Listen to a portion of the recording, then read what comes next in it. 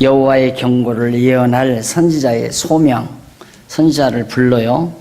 그리고 7장은 이스라엘의 패망을 통한 경고를 예언하는 내용이고, 그 다음 8장은 아수르의 침공을 통한 경고, 북이스라엘 패망을 통한 경고, 그리고 8장은 아수르의 침공을 통한 경고를 예언합니다.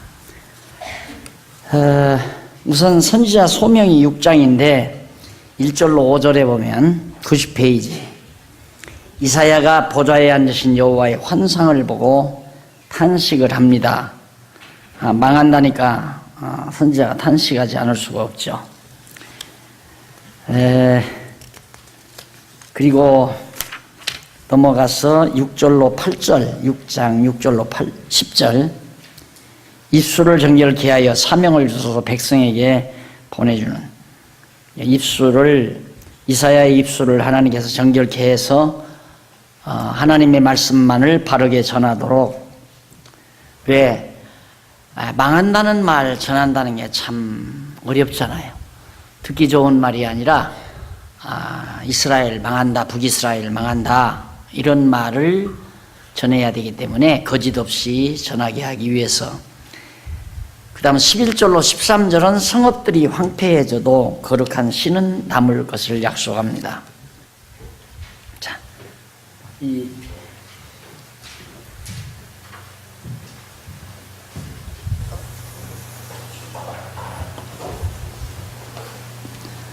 이 북이스라엘, 아수르에 의해서 다 망하지만은 여기 뭐가 씨는 남는다. 아주 멸하지 아니하신다 이 말이에요. 종자가 없어져 버리면 끝나는 거죠. 씨가 없으면. 하나님께서 아주 씨를 말린다고 하잖아요. 저 씨를 말린다. 그건 완전히 멸절시킨다는 얘기거든요. 하나님이 씨는 남겨주겠다. 회복을 약속하시는 말씀입니다. 그 이유가 왜 그렇게 씨를 남기는가? 아브라함과의 언약 때문이죠. 믿음의 조상, 이스라엘의 조상 아브라함과 언약을 하셨기 때문에 그 언약을 이루시기 위해서는 씨를 남겨놔야 되죠. 하나님의 택한 백성들의 씨를. 그 다음 이제 7장에 보면 95페이지, 이스라엘의 패망, 북이스라엘 패망을 말합니다. 아하스 왕에게 아람과 이스라엘의 패망에 대해서 예언하는 내용입니다. 7장 1절로 9절. 아하스 왕에게 아람도 망하고 이스라엘 패망한다. 아람은 요 위에가 아람이거든요. 아람. 아수르와 아수르 바로 근접한 나라입니다. 그러니까 아수르가 아람을 먹고 아람이 남쪽 이제 북이스라엘을 먹고 이렇게 해서 결국 아수르에 의해서 멸망할 것을, 아수르 하나님이 불러들이는 거죠. 그것도 역시. 그러니까 세상의 전쟁은 하나님의 손에 달려 있습니다. 하나님이 전쟁을 일으키기도 하시고 하나님이 전쟁을 멈추게도 하시고 또 전쟁에서 지게도 하시고 이기게도 하시고, 지고 이기는 것이 칼에 있지 않다. 세련된 무기 때문에 이기고 지고 하는 게 아니다. 그 이스라엘 보십시오. 지금 이스라엘 현재 유대인들도 씨가 남아있잖아요. 이때만 씨를 남기는 게 아니라 끝까지 이스라엘 유대인들은 씨가 남아요. 왜? 하나님께서 아브라함과의 언약이 있기 때문에. 안 그러면 벌써 씨 말렸죠. 한 2000년 가까이 나라 없이 땅덩어리 없이 여기저기 흩어져서 산 민족인데 그 씨가 남았겠어요? 그 종자를 말리려고 독일 같은 데서는 얼마나, 소련도 그랬고요. 유대인들을 씨를 말리려고 얼마나 했습니까? 그래도 안 말려지잖아요. 왜? 하나님이 남겨놓기 때문입니다. 이유는 다시 회복하기 위해서. 그게 바로 하나님의 섭리인데, 아람도 망하고 이스라엘도 망한다 하는 내용이 7장 9절까지. 그 다음 7장 10절로 17절은 징조들을 약속해 주시고 에브라임이 망할 것을 예언합니다. 에브라임은 북이스라엘에 대한 애칭이에요. 에브라임도 이스라엘 족속 중에 하나인데 거기에서 가장 사랑스러운 족속이 지파가 에브라임 지파이기 때문에 에브라임 하면 이스라엘의 대표적인 애칭으로 그렇게 소개됩니다. 이 징조들을 약속해 준다. 그럼 징조를 왜 약속해 주는가? 그 징조를 보면 정말 선지자의 예언대로 망하겠구나. 오늘 우리의 믿음도 그러거든요. 우리의 믿음도 지금 현재 우리가 살고 있는 이 시대에 가장 최대의 징조가 뭐냐면 현재 우리가 눈으로 보고 지금 당장 살아가는 이 모습. 지금 현재 유대인들이 이방인에게 밟힌바되는 거. 유대인들이 여전히 이방인에게 버림받아진 상태. 지금도 마찬가지거든요. 그게 이제 징조예요. 그게 주님 오실 징조죠. 그 다음 복음이 지금 땅끝을 향해서 전파되어져 가고 있는 것. 이런 것도 역시 하나의 이제 징조라고 할 수 있고. 그 다음 야베 쪽 속이 셈의 손에 셈의 품 안으로 들어온다는 것. 이것도 지금 우리가 보고 있는 하나의 징조입니다. 그러니까 이제 지금까지는 유럽 서구인들 대부분 이제 서구인들은 야베 쪽 속에 의해서 형성이 됐잖아요. 그들의 주관이었죠. 이 세계가. 그런데 이제 그 문명이 동양 문명으로 셈의 문명으로 지금 셈의 족속에게로 바뀌어져 가잖아요. 성경이 예언된 대로 되는 거예요. 엄청난 징조죠. 그런 하나님의 말씀의 예언이 이 세계적으로 이루어져 가고 있는 것, 땅끝을 향해서 복음이 증거되어져 가고 있는 것, 유대인들이 여전히 이방에 짓밟힌 바 되고 있다는 것, 이런 등등이 오늘 우리가 살고 있는 오늘 이 현실에서 보는 우리의 징조예요. 예수님 오실 징조. 그럼 예수님 오신다는 건 너무 분명하지 않나요? 확실해.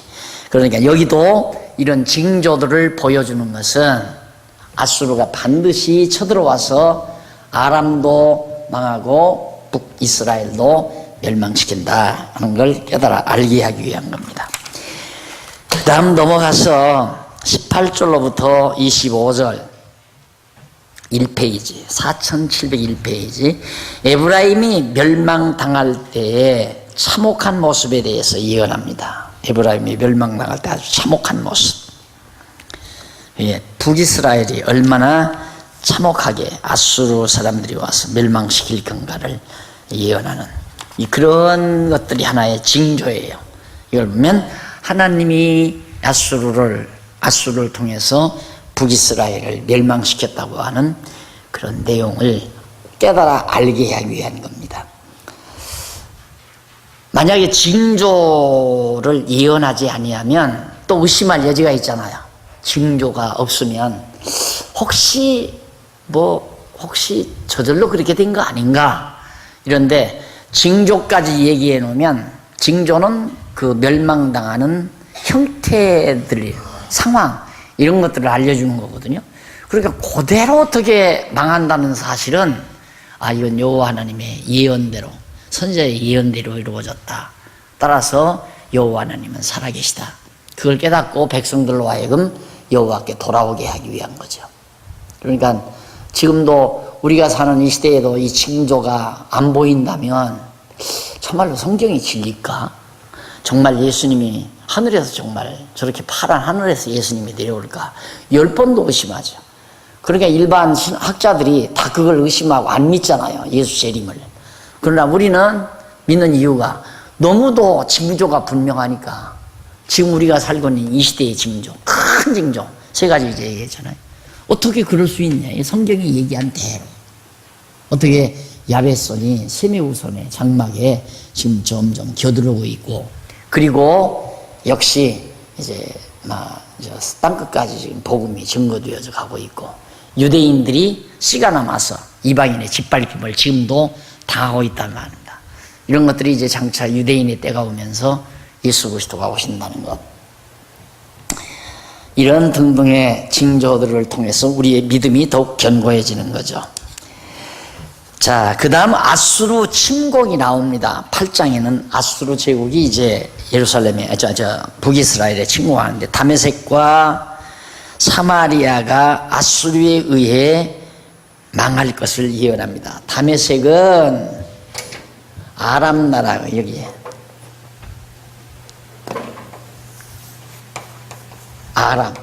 아수르 뭐 이런데. 야, 이게 다 아람 나라의 서울이 다메섹이에요. 다메섹. 아람 나라의 수도가. 그 다음 이스라엘의 수도가 사마리아고. 그러니까 아람과 이스라엘이 망한다는 말이나 다메섹과 사마리아가 아수르에게 망한다는 말이나 같은 얘기입니다. 자, 넘어가서 8장 9절로 15절. 대적자들이 패망하고 이스라엘도 실족할 것을 예언하고 있습니다. 대적하는 자들이 패망하고. 9절로 10절에 보면 대적자들이 이스라엘을 대적하지만 패망할 것. 자, 그러면 이 사람들이 이스라엘을 대적하지만 이 사람들은 그러면 존속하네? 아니에요. 망한다요. 이것도 망한다. 누구에게 망하나? 바벨론에게 망하는 거죠. 자기들의 속국에 자기들이 정복한 바벨론에 의해서 아수르가 나중에 뒤엎어져 버리고 말아요. 약자였죠, 바벨론은. 약자라고 해서 항상 약자가 아니에요. 결국은 하나님이 바벨론을 이렇게 해서 아수르를 멸망시키는데, 멸망하기 전에 아수르가 이스라엘을 멸망시키고 아람과 이스라엘을 멸망시키지만 아수르도 하나님께서 바벨론에 의해서 망하게 하겠다.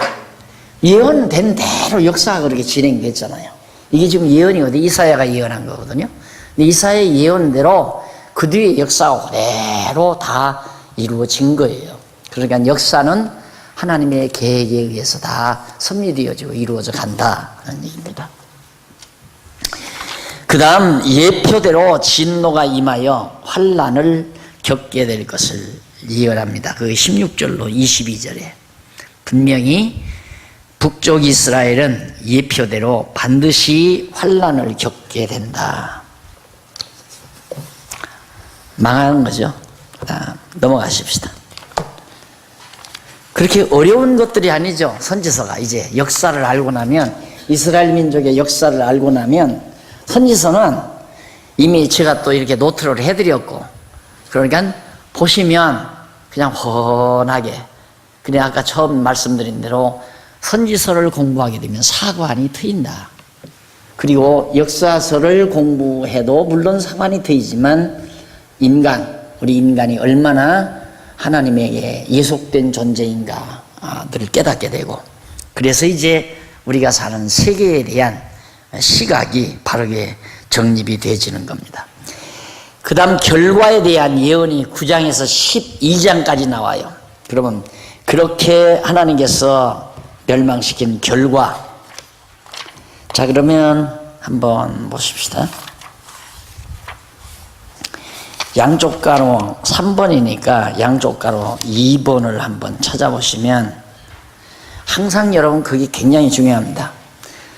2번은 89페이지 나오죠. 양쪽 가로 2번 경고에 대한 예언입니다. 앞으로 망할 것을 경고하며 예언하는 내용이죠. 북이스라엘이. 그 다음 첫 번째는 1장이죠. 6장, 8장이 양쪽 가로 2번인데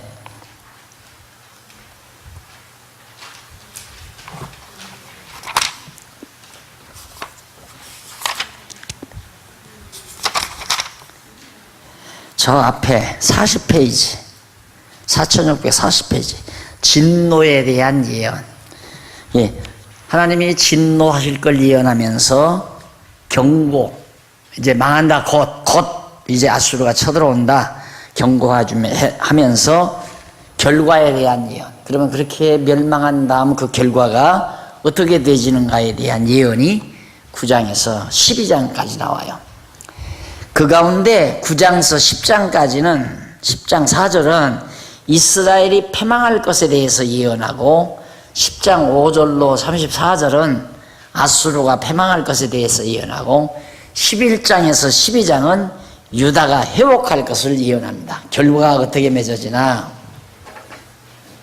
진노의 결과가 첫째, 이스라엘이 패망한다.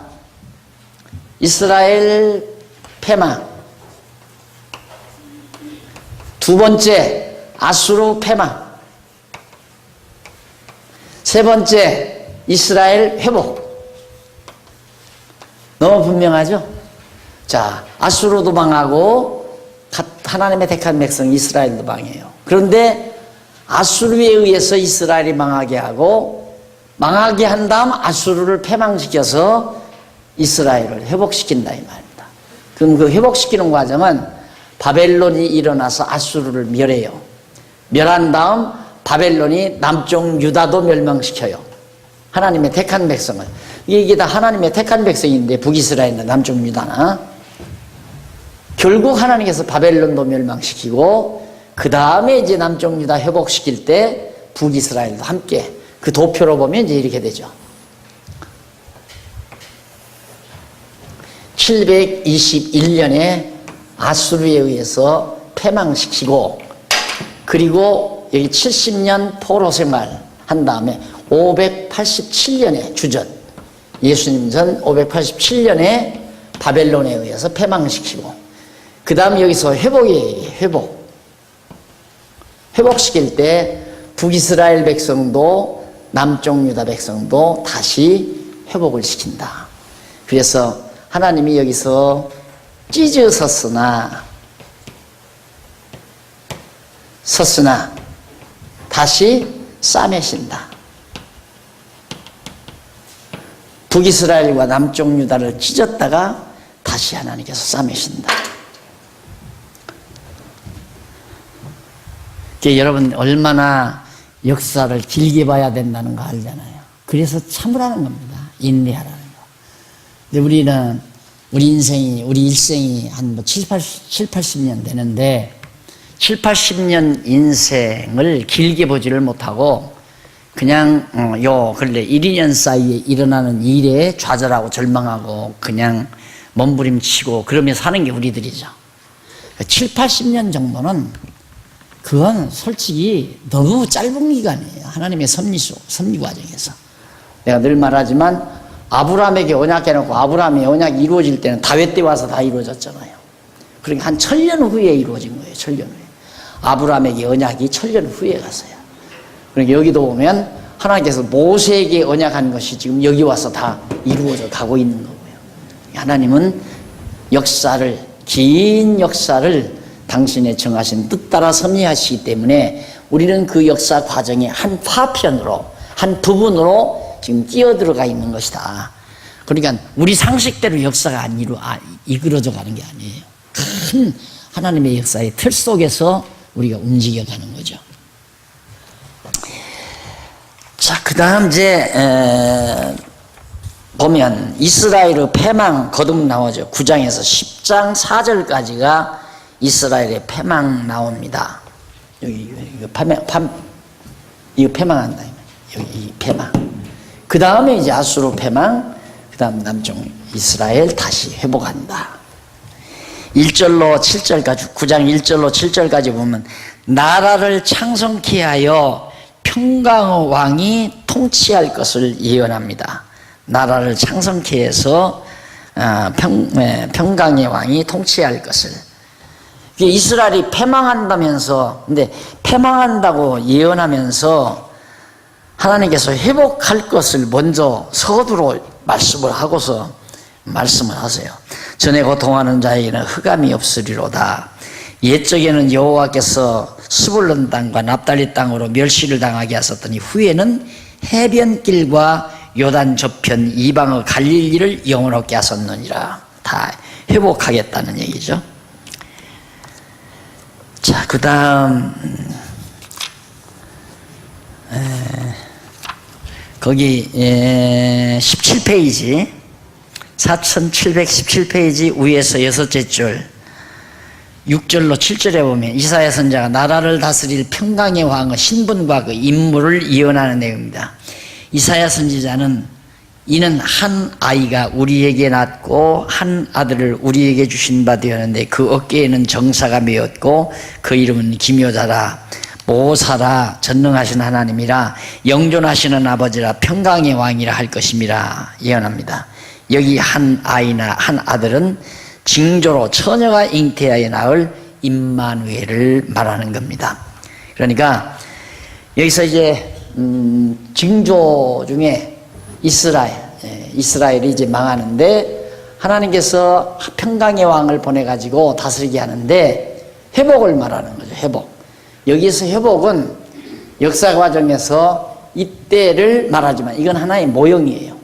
영원한 회복은 처녀가 잉태하여 아들을 낳은 예수 그리스도가 오셔서 이루실 이 평강의 왕, 이때 이제 이루어가는데 문제는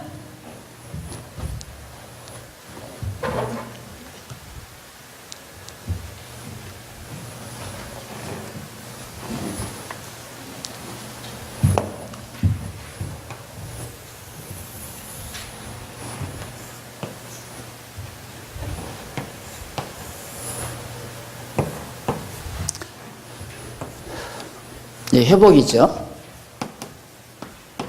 회복인데 다윗 왕, 솔로몬. 그런데 왕이 여기서 끊겨요. 끊기죠? 이게 등불이 꺼져요. 왕의 등불이 꺼지고 갈대가 꺾어져 버렸어요.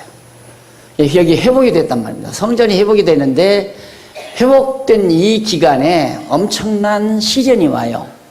그래서 이제 파사가 망하고 헬라가 다시 등장하고 알렉산더 대왕이 이제 파사를 멸망시키고 이제 동방 정책을 쓰죠. 그래서 그리스에서 이제 터키 쪽으로 진군을 해서 시리아를 정복하고 남쪽으로 애굽을 정복하고 해서 이제 시리아와 애굽이 남북으로 이제 갈라져서 전쟁을 하고 그런 틈바구니에서 그 지도상으로 지역적으로 보면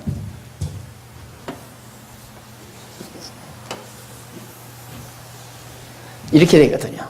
그럼 여기 이제 예루살렘 하고 이제 이게 이제 예루살렘. 그런데 그 동안까지는 바벨론, 여기 이제 이쪽에 이제 바벨론, 그다음 파사, 아수르, 뭐 이런 등등. 이게 다 동방 아니에요? 동쪽이거든요. 이게 파사 시대까지만도, 페르시아 시대까지만도 동방 세력이었어요. 동쪽, 동양 문명. 그런데 갑자기 여기서 일어나는 헬라에서 알렉산더 대왕이 동방 정책을 쓰는 거예요.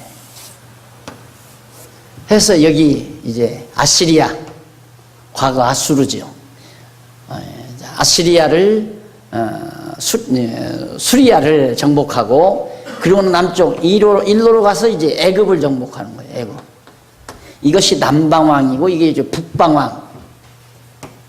그래서 이렇게 넓은 지역을 이제 그 알렉산더 대왕이 정복하다 보니까 넓은 지역에서 이게 세력이 나뉘어지는 거예요. 남북으로. 그래서 이 애굽과 시리아 사이에 엄청난 전쟁이 벌어집니다. 오고 가면서. 거기에 이제 길목이 이 유대인들이에요. 그러니 이건 한 번씩 일어나면 교차하면서 와서 쳐들어와서 부시고 성전 예배 중단시키고 압력을 가하고 세금 포탈해 가고 그러면서 이 시기를 중간 사시기를 400여 년간을 보내는 겁니다. 이 시기에 언제 유대인들이 다윗 왕통을 따라 왕을 세울 길이 없었죠. 그리고는 세워진 것이 다윗 자손으로 예수 그리스도가 와서 만왕의 왕으로 등장한 거예요. 그러니까 한 아이가 처녀의 몸에서 잉태해서 나서 그분이 예수 그리스도가 이제 다윗 왕통을 따라 그대로 왕위 오른 거죠.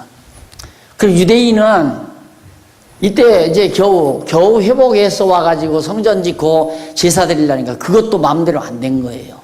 한때 더러더러 형통한 때가 있었지만은 제대로 지금 성전 제사마저도 이제 위기에 봉착한 거죠. 위기에 봉착해가지고 결국은 어떻게 됩니까? 70년에요. 주후 70년에 완전 패망해 버리잖아요. 그리고는 이게 다 흩어져 버리거든요. 만방에 다 흩어져요. 그러니 지금은 이제 어떤 때냐? 이방인의 때예요. 이방인의 시기. 이방인들이 지금 현재 계속해서 예수를 믿고 그리스도 통치 아래 살아가는 지상교회, 이방인의 시대. 그 이방인의 시대가 끝나면 유대인의 시대가 오는 그때야. 이때 이제 평강의 왕으로 그리스도가 완전하게 임하셔서 그대로 다윗 왕국이 왕조가 영원한 이제 평강의 왕.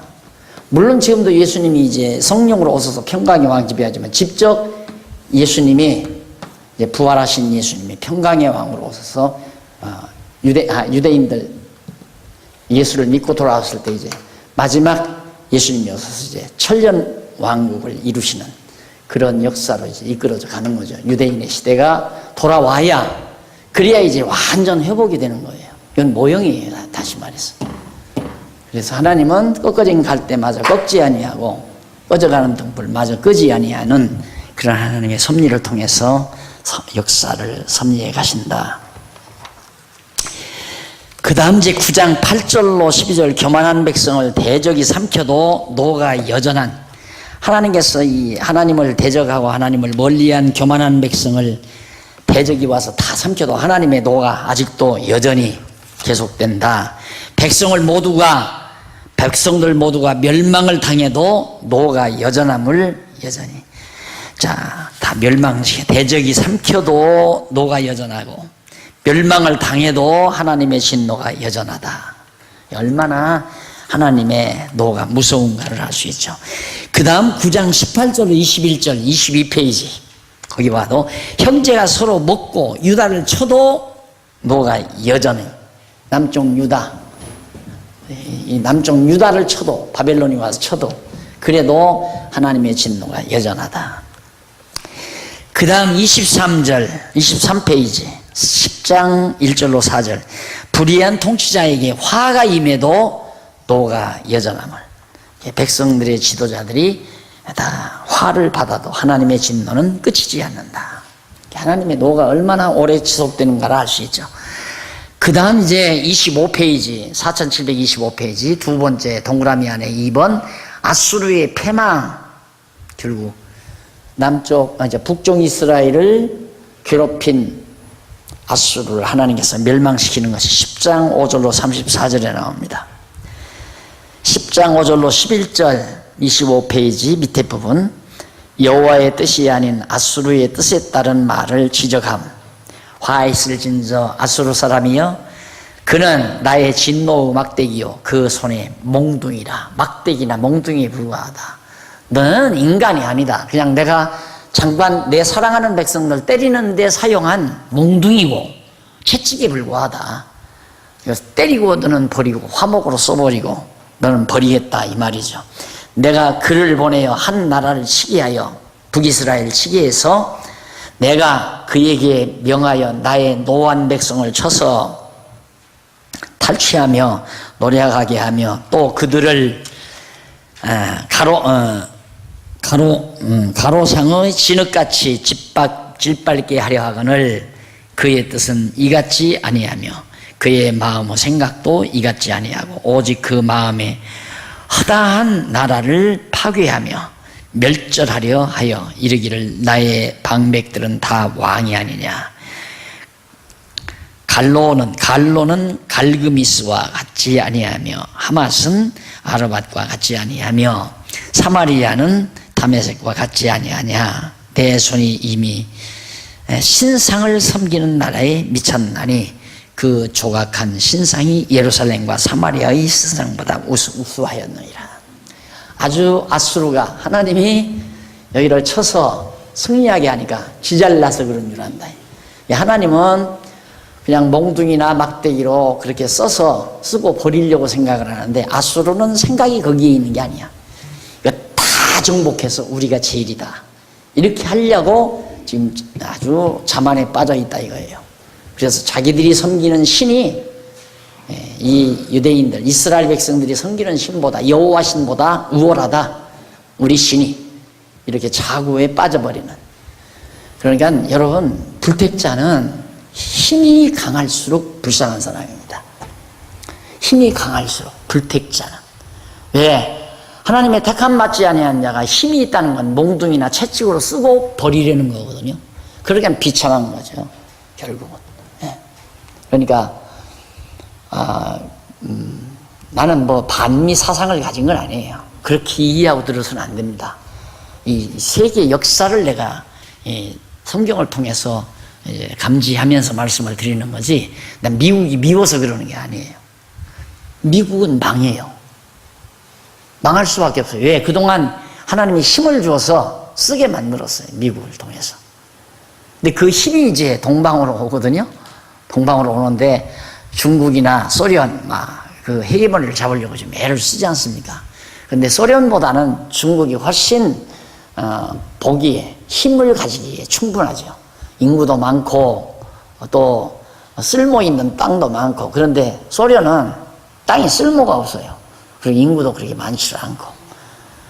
하나님께서 아마 중국이나 인도를 또 크게 높일 겁니다. 그럼 높이면 그들이 의롭고 깨끗해서 아니에요. 그들도 멸망시키기 위한 하나의 전조작업이에요. 세상 나라들을 망하게 하는 방법은 강하게 했다가 멸망시킨다. 그걸 꼭 명심해야 됩니다. 그러나 교회는, 하나님의 나라는 약하게 했다가 강하게 한다. 그래서 마지막 하나님의 나라는 주님 오실 때까지 믿는 자를 볼 수 없으리만큼 완전히 쇠약해져요. 하나님의 나라가. 그러다가 주님이 오심으로 완전히 되살아나도록 회복시키시는 하나님의 섭리를 볼 수가 있습니다. 자, 그 다음 이제 10장 12절로 14절에 보면 여호와께 벌을 받을 아수르 왕의 교만한 말을 선포합니다. 아수르 왕이 얼마나 교만하냐, 말하는 거 보십시오. 말 한번 들어보실까요? 12절. 이러므로 주 내가 나의 입을 시온산에 예루살렘에 다 행한 후에 아수르 왕의 완악한 마음을 열매와 높은 눈의 자랑을 벌하리라. 마음의 열매와 아수르 왕의 완악한 마음의 열매, 부한 마음이죠. 높은 눈, 얼마나 정말 오만 방자했겠습니까? 그 자랑하는 것을 전부 다 멸해버리겠다, 벌하겠다. 여러분, 여호와 하나님의 위의 자랑은 미련한 자들만이 하는 일입니다. 미련한 자들만이. 우리가 이 땅 위에 자랑할 게 하나가 없어요. 오직 여호와의 이름만 자랑해야지, 우리가 이 세상의 것 가지고 자랑거리 삼는다는 것은 지혜롭지 못한 자들의 태도라는 것, 하여튼 마음속에 꾹 받고 살아야 됩니다. 그런데 다 시기하고 질투하고 이런 건 자랑거리 때문에 그러거든요. 남이 가지고 있는 거 보면 굉장히 부럽잖아요. 그러면 시기 질투하는 거예요. 그게 미련하겠어요, 이런 거죠. 그래서 내가 절대 가진 것 자랑, 자기 자식 자랑, 자기 권력 자랑, 돈 자랑, 이런 자랑은 어리석은 미련한 자들의 태도다는 걸 강조해 드리는 이유가 바로 이렇게 하나님은 자랑하는 것을 다 보란다 라는 말씀이 누누이 나와요. 계속해서 10장 15절로 19절. 교만한 아수르 왕과 백성이 모두 멸망할 것. 왕도 백성도 아수르가 다 망한다. 아까 이스라엘 망한다고 그랬죠. 이제는 아수르 망한다는 거. 그렇게 망한다. 그 다음에는 이제 회복을 얘기하죠.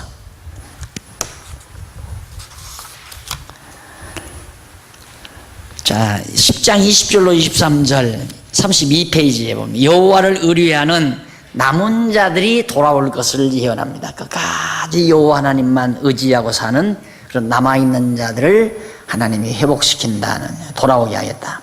아수르를 멸망시켜 시온의 멍에를 벗겨준다고. 자, 아수르가 예루살렘, 시온, 여기도 이제 늘 압력을 가하잖아요. 히스기야 때 아수르 왕 사네림이 와가지고 얼마나 오만방자한 말을 하는지 모릅니다. 그러니까 오죽 답답했으면 히스기야 왕이 아수르 사네림이 보냈던 편지, 그걸 갖다가 하나님 앞에 펴놓고 그냥 무릎 꿇고 앉아 있었잖아요. 하나님이 편지 좀 보십시오. 얼마나 오만방자한지. 하나님이 이 아수르를 멸망시켜서 남쪽 유다의 멍에, 무거운 멍에를 하나님이 벗겨주겠다. 하나님만 의지하고 사는 사람이 제일 무섭습니다, 여러분. 하나님 의지하고 사는 사람을 대적한다는 건 미련한 사람이 대적하는 거예요. 하나님 의지하고 사는 사람은 사람 보기에는 무능한 것 같고 힘없는 것 같아도 최고로 강한 사람이다. 그게 참 믿어져야 하는데 그게 그렇게 쉽게 믿어지질 않죠. 사람들도 안 믿어주고 그냥 저 사람 한번 콱 밟아버리면 그냥 다 문드러질 것 같이 보이니까 멸시하고 천대받고, 그래서 멸시 천대받으면 사람이 견디지를 못하는 거예요. 그런데 여호와 하나님을 의지하는 사람은 멸시 천대를 받으면 가소롭죠. 참 가소롭게 보이죠. 그러니까 수치를 당하거나 낙심하거나 절망하는 게 없어요. 누구에게 눌리거나 기가 죽거나 그런 것도 없고, 하나님이 나와 함께 한다는 확신 때문에 그런 겁니다. 다윗 얘기를 내가 자주자주 하지만 마음에 들어서 그래요. 다윗이 너무너무 마음에 들어요. 또 다윗의 태도가, 그 강한 사울이 막 죽이려고, 그러니까 다윗이 뭐라고 그러냐면, 하나 벼룩에 불과하니 보잘것없는 나를 체통 크신 분이 체면도 없이 그게 무슨 일입니까? 뭐 다 하나 있으나 마나, 있어도 그만 없어도 그만 별 볼 일 없는 나를 위대하신 왕께서 왜 그렇게 쫓아다니십니까? 채통 없이. 말이 멋있잖아요. 다윗이 그런 생각을 하기 때문에 그렇단 말입니다. 근데 왜 그런 말을 할 수 있는가? 나는 하나님이 나와 함께 한다. 함부로 날 하지 말라고 말이에요. 그러니까 다윗이 자기가 사울왕 죽일 수 있는 절호의 찬스죠. 그때 안 죽이면 인간의 생각으로 봐서는 사울에게 꼭 죽임 당해요. 막 군대들을 동원해가지고 샅샅이 막 황무지를 찾아서 다윗 찾기만 찾으면 목자를 판인데 죽잖아요. 그렇게 절호의 찬스에 죽여버려야죠. 10번도 죽여야죠. 근데 다윗 안 죽이잖아요. 그가 마음이 넓어서가 아니에요. 하나님이 나와 함께 한다. 나는 안 죽는다. 하나님이 나를 안 죽이신다. 이 말이에요. 그렇게 죽인다고, 신하가 죽인다고 해도 내버려 두어라. 왜? 어차피 저 사람이 죽을 사람 같으면 하나님이 내 손을 통해서 왜 죽이겠느냐? 이방인들의 손을 통해서 죽이지. 이런 정도 믿음이 와야 되거든요, 우리가. 진짜 공부를 이렇게 지금 우리가 하면 이 정도 믿음이 와야 돼요. 그래서 시기할 것도 없고 질투할 것도 없고 부러워할 것도 없고 세상 것 자랑할 것도 없고 그냥 하나님이 맡겨주신 일 성실하게 여호와 하나님을 의지하고 늘 기쁨과 감사 속에 살아가는 삶, 최고로 지혜롭고 아름다운 삶이죠. 자, 그러면서 넘어가서 이제 회복에 대한, 유다의 회복에 대해서 구체적으로 11장과 12장에서 말해줍니다. 11장 1절로 5절에 보면 이새의 줄기에서 날 자의 신분과 직무에 대해서, 이새의 줄기에서, 여기서 이새가 다윗의 아버지란 말입니다. 부.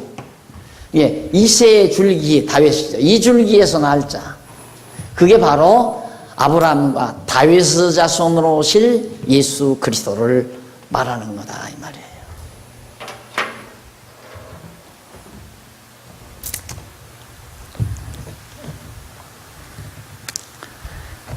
그래, 이쪽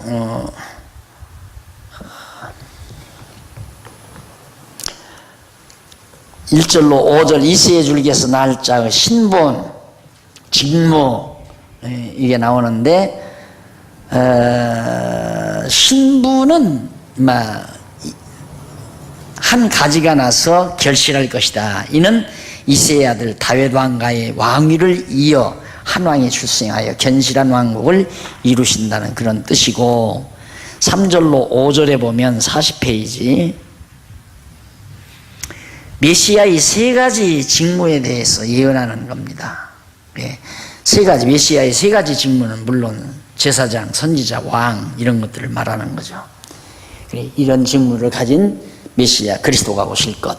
그 다음에 6절로 10절 메시아 시대의 평화의 모습과 그 까닭에 대해서 예언합니다. 메시아가 오면 얼마나 평화로운가.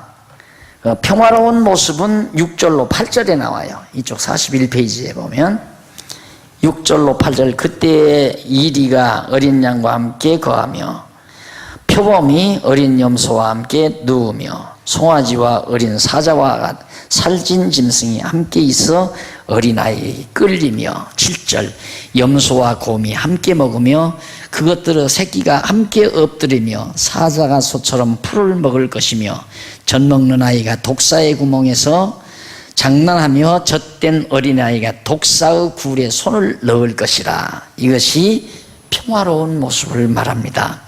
그런데 6절로 8절 내용이죠. 6절로 8절 내용인데, 이제 거기 한번 보실까요? 41페이지.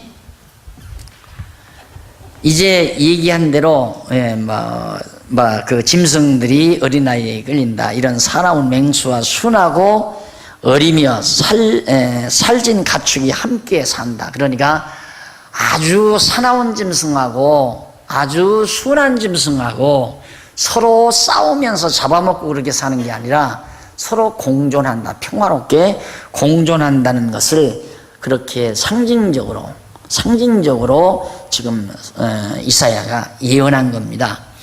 그래가지고 거기 6절로 8절 그 밑으로 5번째 줄, 6절로 8절 아래로 5번째 줄 중간 조금 못 미쳐보면 하나님께서 처음 지으신, 찾으셨어요?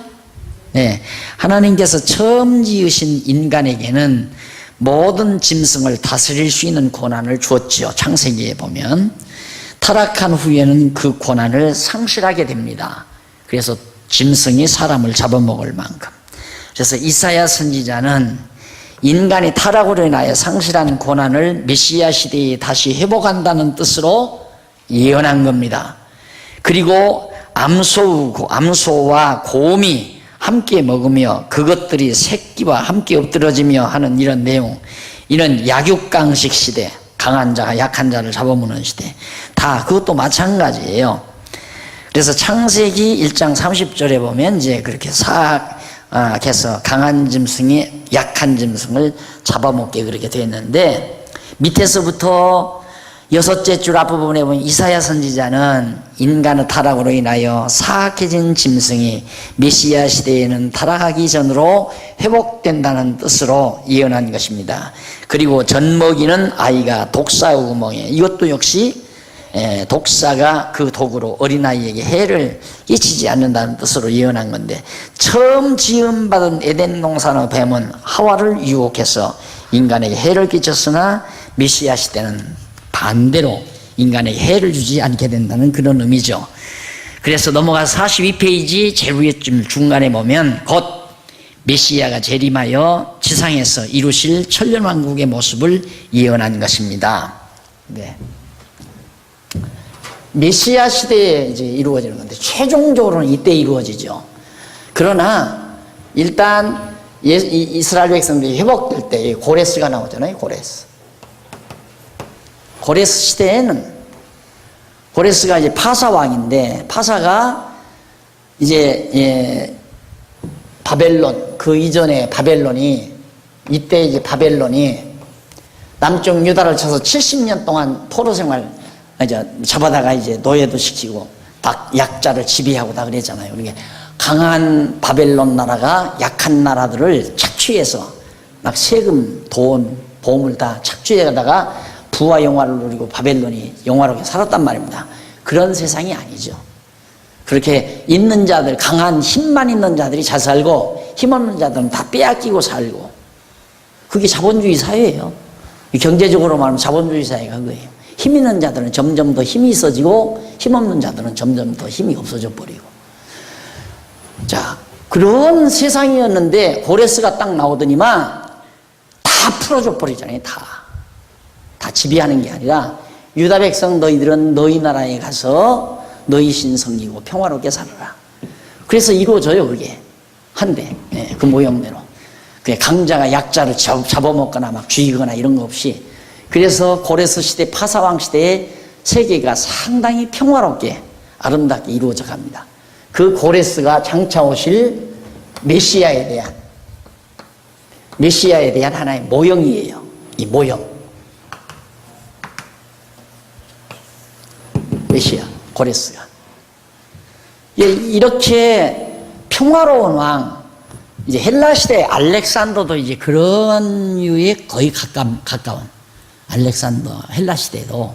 그런데 나중에는 이제 저렇게 아까 말한 대로 북쪽과 남쪽이, 북왕국과 남왕국이 막 서로 애굽과 시리아가 서로 헤게모니 싸움 때문에 완전히 이스라엘 백성들이 여기에서 곤욕을 치른 거죠. 엄청 곤욕을 치고. 알렉산더는 사실상 남쪽 애굽을 치고 올라오다가 예루살렘에 들려가지고 상당히 호의적이었어요. 그가 여호와 하나님 신을 두려워하고 호의적이었단 말입니다. 그래서 유대인들이 상당히 도움을 많이 받았어요. 그러니까 그때마다 지역적으로 조금씩 이루어지지만 온전하게 완전히 회복되는 것은 이제 이 메시아 시대에, 그리고 이제 이건 이방인 시대니까 이방인 시대에 그리스도가 오셔서 이제 그리스도 안에서 사는 우리들에게 심령이 참 안식과 평화를 누리고 살게 하는, 그리고 그리스도 안에서는 강자가 약자를 잡아먹거나 그렇게 사는 게 아니라, 내가 늘 말하지만 지금 교회는 뭐냐, 그리스도의 통치를 받는 교회는 힘 있는 자가 힘 없는 자를 부추겨주는 그런 사회, 그것이 교회죠. 힘 있는 자가 힘 없는 자들을 억누르거나 지배하거나 그들을 갖다가 착취하거나 이러고 사는 게 아니라, 그건 세상 정치 세계지만은 하나님의 나라는 그렇지 않잖아요. 근데 그것이 완전하게 이루어지는 것은 이제 메시아가 이 다음 재림하셔서 되어지는 그런 시대를 말하는 겁니다. 그 다음 11장 11절로부터 16절, 남은 백성을 찾으시는 결과와 방법에 대해서, 남은 백성을 잊어버린 남은 백성들을 다 하나님께서 찾아요. 그리고 12장 1절로 6절 45페이지, 감사와 여호와 그 이름을 찬양할 것을 예언합니다. 당연하죠.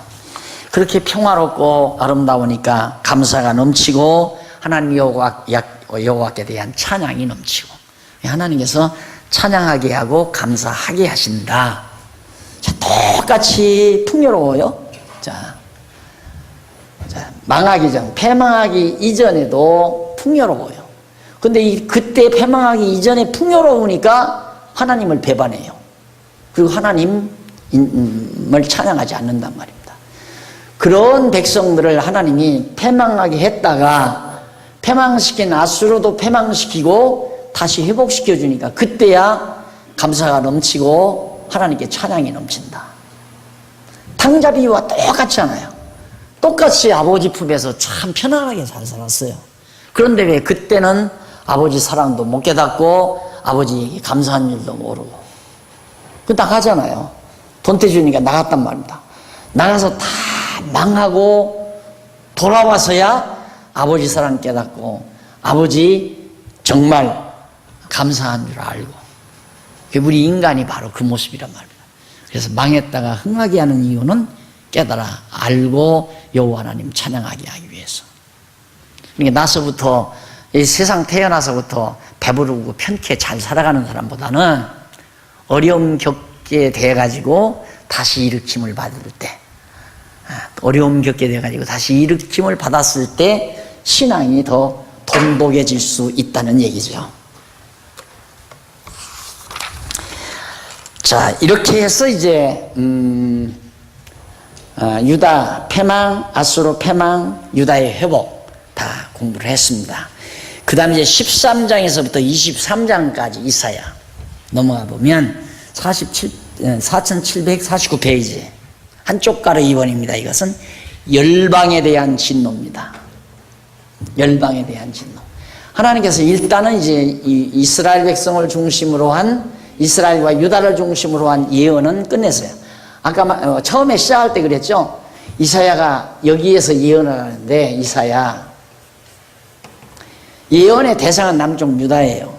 남쪽 유다인데 남쪽 유다를 향해서 예언하면서 뭐라고 그러냐면 북쪽 이스라엘에 대한 얘기를 해요. 예언을 해요. 이들이 이렇게 된다. 그러니 너희들 정신 차려라. 남쪽 유다를 향해서 하는 얘기죠. 남쪽 유다도 앞으로 망한다. 예, 이런 얘기를. 북쪽 이스라엘이 멸망을 직전에 놓고 이사야가 이제 그렇게 예언한 거거든요. 그러니까 이스라엘의 패망을 다 얘기하고 아수르도 망할 건 얘기하고 이스라엘 회복할 것도 얘기하고, 그리고 나서 열방에 대한 진노. 열방은 이 주변 모든 나라들이죠. 이 주변 모든 나라들 다, 전부 다 모든 나라들. 이거 다 하나님께서 열방들에게 다 진노하겠다. 왜? 하나님의 택한 백성 때문에. 저것도 마지막 말세, 마지막 날에 하나의 모형이죠. 이때 가면 이때 가면 예수님 오셔서는 얘는 모든 불택자들, 모든 나라들을 다 진멸시키고 영원한 하나님의 나라만 남잖아요. 영원한 하나님의 나라만. 모든 세상 나라는 완전히 진멸시켜버리고. 그러니까 다니엘서 우리가 공부했지만 다니엘서도 보면 돌이 하나가 떨어지잖아요. 큰 신상에. 그러니까 발과 발목이 부서져 가지고 점점 막 가루로 흩어져 버리잖아요. 그리고 이 돌이 점점 큰단 말입니다. 점점. 그래서 온 세상에 가득하게 됐더라. 그게 세상 나라는 다 없어져 버리고 하나님의 나라만이 존속하게 되어지는 그런 환상을 다니엘이 보고 예언한 것처럼 여기도 열방에 대해서 하나님을 믿지 아니하는 열방을 전부 하나님이 진노하신다. 그걸 23장까지 말해주는데 그 가운데서 13장과 14장은 14장 23절까지는 바벨론에 관한 여호와의 경고입니다. 바벨론 망한다 그 말이에요. 그 다음 14장 24절로부터 32절까지는 아수르와 블레셋에 관한 정보입니다.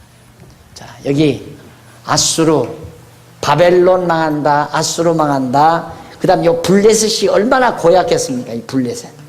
바로 유다 옆에 붙어가지고 엄청 괴롭혔습니다. 사울 왕 때, 다윗 왕 때 이 블레셋 때문에 골칫덩어리였거든요. 또 망한다 이 말이에요. 애굽도 물론이지만.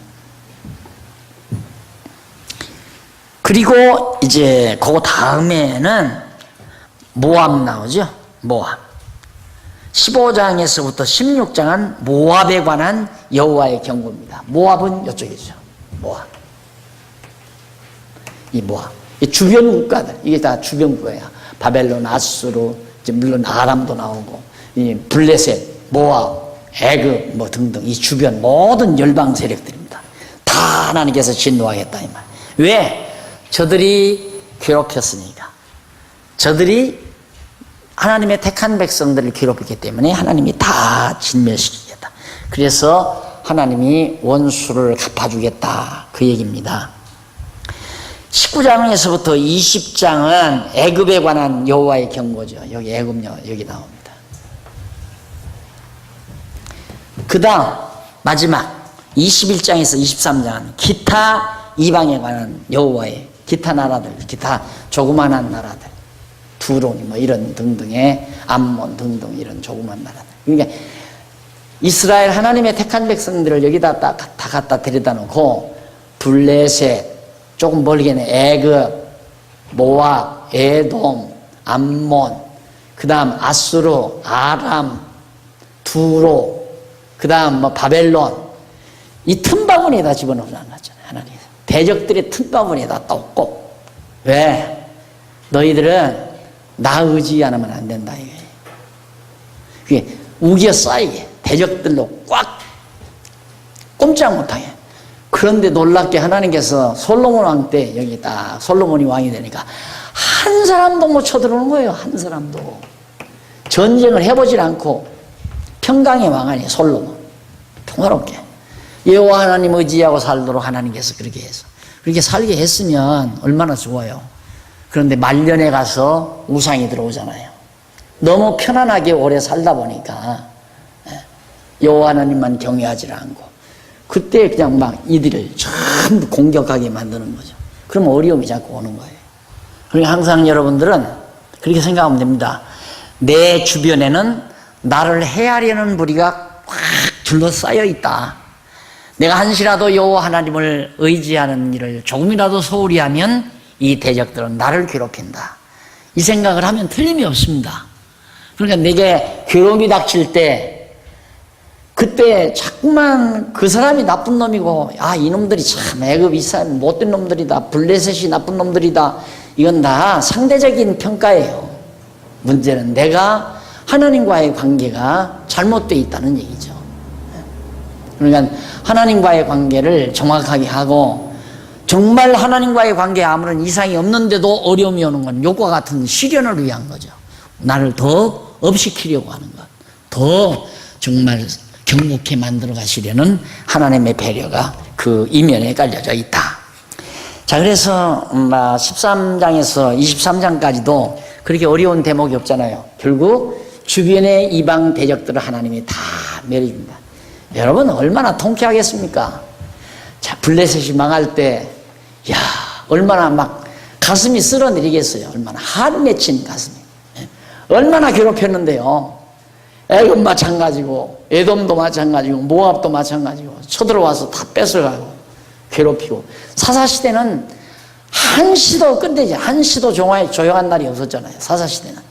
사사시대 한 200~300년 동안은 쳐들어왔다가 또 망해서 막 울고불고 그러면 하나님이 사사 세워서 또 조금 숨통 터주고, 또 쳐들어와서 다 어렵게 겪게 되면 또 하나님께서 또 숨통 터주고, 그러면서 한 200~300년 동안을 하나님께서 역사를 이끌어 가시잖아요. 왜? 그렇게 해서 우리로 하여금 깨닫게 하려고. 아, 내가 하나님 멀리하면 이런 어려움이 오더라, 이걸 알게 하려는 거거든요. 그러면 300여 년 동안 가까이 그렇게 사사시대 공부를 했으면 가나안 땅 들어가서 역사 공부를 철저히 해서 우리는 그렇게 살지 말자 하고 살았어야 할 거 아니에요. 이게 다윗 때는 다윗이 워낙 철저히 하나님 여호와를 의지하고 살았기 때문에 그런 대로 대적들 쳐들어와서 다 물리쳐버리고 복종시키고 살고, 솔로몬 때는 하나님이 지혜를 줘서 여호와 하나님 경외하도록 성전 짓고 제사 드리고 이렇게 사니까 평화롭게 살았는데 막판이 문제였죠. 마지막 판이. 그래가지고 이방 여자들 많이 데려오면서 우상들 가져다가 여호와 하나님 잊어버리고 우상 섬기다가 보니까 나라가 혼란스러워가지고 이렇게 찢어지잖아요. 그래서 북이스라엘, 남쪽 유다 그렇게. 이 지독주다가 이건 망하다가 결국은 아수르에게 망하고, 여기는 아수르에게. 남쪽 유다는 바벨론에게 망하고. 근데 그동안 원수였던 모든 열방 나라들을 하나님이 전부 다 원수 갚아주겠다, 그 얘기예요.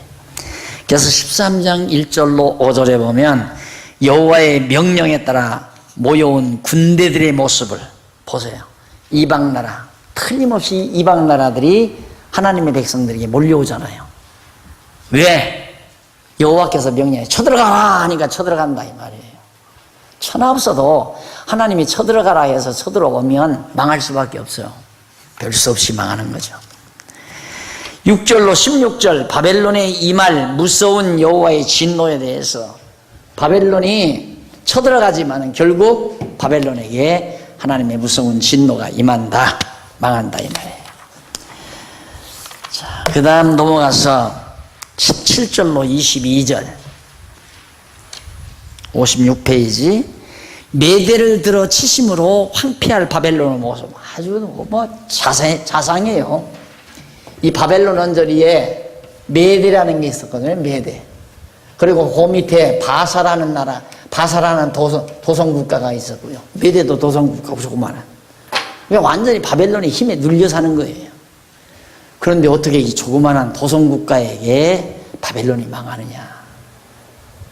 어떻게 형편없는 초라한 다윗에게 골리앗이 망하느냐? 그만큼 똑같은 거예요. 하나님이 맡기시면 이기게 되어 있습니다. 강하다고 이기고 약하다고 진다, 그건 인간의 수학적 공식이에요. 하나님에게는 맞지 않는 얘기예요. 약해도 이겨요. 하나님이 이기게 하시면 약해도 이긴단 말입니다. 그래서 메대가 바벨론을 칠 때 바사를 도움받아가지고 이제 바벨론을 쳤잖아요. 치고 나서 바벨론을 정복해서 정작 들어앉을 때는 누가 들었냐면 바사왕 고레스가, 또 아까 어디 있어요? 고레스가, 여기 고레스가, 페르시아 왕 초대 황제 고레스가 또 바벨론에 군림하는 거예요. 그래서 이제 페르시아 제국이 이루어지는 겁니다. 바비로니아가 망하고. 그러니까 바사도 약한 도성국가고 메대도 약한 도성국가인데, 그런 약한 도성국가들이 결국 바벨론을 쳐서 멸하고 하나의 새로운 바비로니아 아니 페르시아 제국을 세워가지고 고레스가 초대 황제로 들어서서 유다 백성들을 전부 해방시키잖아요. 그때 돌아온 거란 말입니다. 70년 포로 생활하다가 바벨론이 망하니까 너희들은 너희 나라에 가서 너희 신 섬기고 너희 신전 세워서 너희 신 섬기고 살라, 해방시킨 거예요. 우리나라가 외정치하에 있다가 정말 자칫 잘못했으면 영원히 나라 잃고 나라 망할 건데, 민족 자결주의 선언되는 판에 또 미국이 정말 그 일본 투하하는 판에 결국은 손들어 버리고 우리가 승리했잖아요. 일본과 우리 전쟁에서 우리가 이긴 거예요. 따지고 보면 우리 아무런 힘없는 우리가 이긴 거 아니에요? 우리 다 물러가 버렸으니까. 예, 승리는 일본 사람을 우리가 도저히 이길 수 없다고 생각하고 다 일본 사람 편 들었고 우리도 일본말 배우고 일본어로 다 이름도 고치고 다 그러고 살지 않았어요. 그 살지 못할 사람들 다 만주로 도망가 버리고. 그런데도 이기고 산 것은 하나님이 그래도 한국 쓸 일이 있기 때문에 그렇게 하신 거라고 나는 생각을 합니다. 자, 그 다음 넘어가서 14장 12절로부터 20절까지 거기 보면 교만한 바벨론 왕의 시신이 비참하게 될 것. 바벨론 왕 시신 완전히 공중의 새들, 들의 짐승들의 밥이 되게 만든 바벨론 자손을 진멸하신다는 여호와의 언약을 23절까지 해줍니다. 다음 시간 아수르와 블레셋에 관한 경고 14장 24절부터 나오는 말씀 우리 나오기로 하고 집에 가셔서 시간 있을 때 조금 미리 읽어오시면 좋겠습니다. 더 진도를 조금 더 빨리 가게요. 자, 기도하십시다. 자비로우신 하나님 아버지 은혜를 감사합니다. 오늘도 하나님께서 저희에게 귀한 시간 마련해 주셔서 하나님의 택한 백성 여호와 하나님 찾게 하시려고 모진 시련과 연단, 진노, 패망 그리고 회복시키시는 하나님의 긍휼하시는 정을 다시 한번 저희들이 깊이 배웠습니다. 또 상고했습니다. 하나님 아버지 우리가 얼마나 세상적이고 얼마나 유격적이고 얼마나 현세적인가를 우리는 잘 알고 있습니다. 흔들리지 말게 하시고 보이지 아니하는 하나님만 의지하고 사는 슬기롭고 지혜로운 종들 되도록 역사하시옵소서. 예수님 이름으로 기도드립니다. 아멘.